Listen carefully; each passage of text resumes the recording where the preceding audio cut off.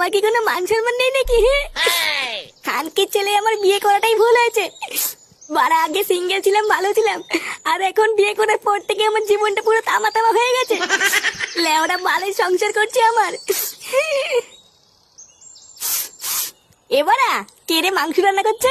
সেটা ভাঙা গন্ধ বেরোচ্ছে তো। হ্যাঁ, বারা কতদিন মাংস ভালো মন্দ খাই না। কে রান্না করছে লেওরা? এক পিস দিলেও তো হতো। লেওরা ভালো মন্দ খেতে গেলে না সংসারে টাকা দিতে হয়, বুঝলি তো? না হলে অন্তত হাতে হাতে কাজ করে দিতে হয়।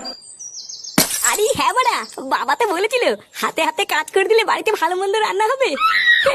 না বাড়া, যাই হাতে হাতে একটু বাড়িতে গিয়ে কাজ করে দিয়ে গিয়ে।